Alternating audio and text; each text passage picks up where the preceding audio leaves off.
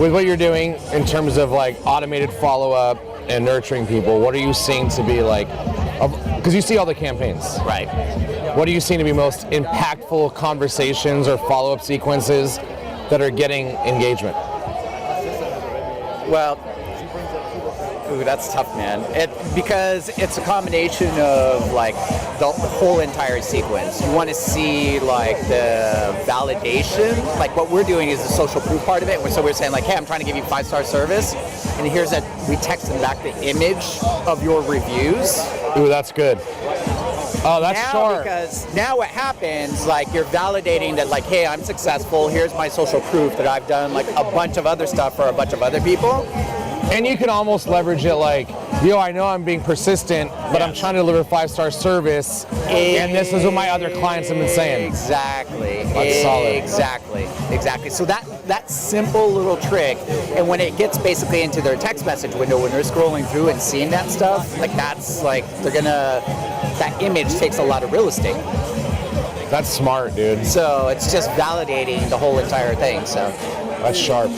How are those, like the emojicons or whatever they're called working? Emoji is still killing it because it creates authenticity. And that's what you got to do, is it's got to feel real at the other end for it to really convert. The other problem that we see is like most of this automation that people are trying to run is they're doing these really long, like detailed questions, paragraphs, because it's an if-then statement. They're trying to LP mama and qualify people, and that's not what you're trying to do. You're just trying to create conversation with that person, because it's the first person to connect with that person. It's not the first person to qualify that person that's going to win. It's the first person that connects, gets their real story. Once someone tells their why, they don't want to tell that to fucking 50 people. Right? It's like, if you know they want to buy because of whatever their life story was. If you can get them to spill their guts, they don't want to spill their guts to another person. Yeah, exactly. They're going to be like, okay. You've taken them off the market. Exactly.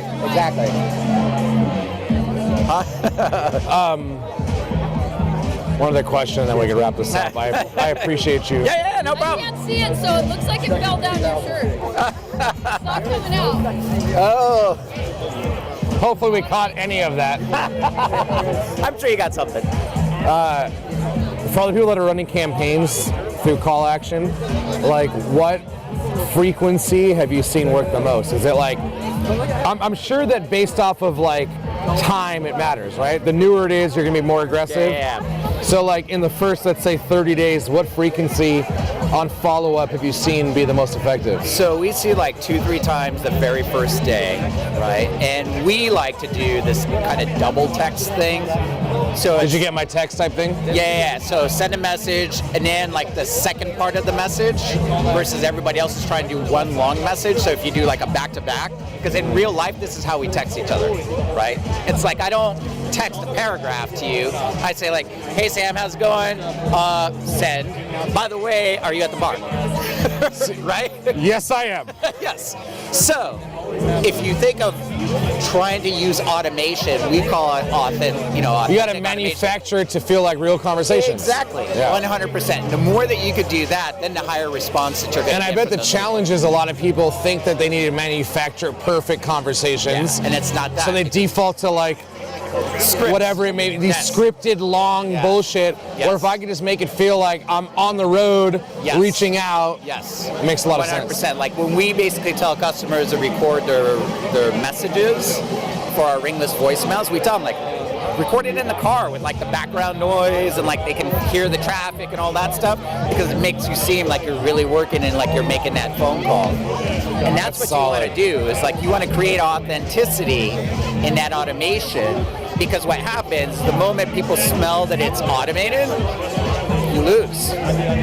So the trick is actually like breaking down, like if this is a real convo, how would I have the talk, and don't make it work perfectly, actually make it work imperfectly. Exactly. That's why the emoji creates like a sense of authenticity and stuff like that. one of our best ones that we have is like we basically send a message if like the fourth or fifth time if they're not responding to that, they're like, did I do something wrong? Question mark. That's and good. what people feel like is like they feel guilty, like, oh shit, like this guy's followed up with me 20 times and like I haven't responded, so by doing that, did I do something wrong? Like now you're guilting them into responding.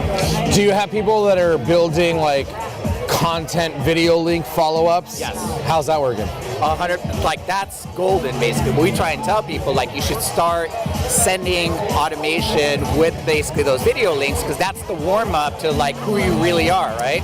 So if you're going on a listing appointment, we like to basically send something that says like, this is a little bit about what we do, check out this video, and it may talk about like staging, what's going to end up happening or whatever it is, because that sense of video feels human. There's a connection to it. It doesn't matter, I think it's Billy Dean or whatever says, like it doesn't matter what the screen is, you're still on screen, right? Yeah. So they still view you as being And it's an like, influence. I know for myself when I'm talking to people I've never met, I'm imagining what they look like, I'm imagining all these things. But when I talk to you, like I know who I'm talking to, so I can go deeper quicker. And I think that if you do that video follow-up, it gives you the ability to make the person on the other end feel like they know you, which in turn helps them engage faster.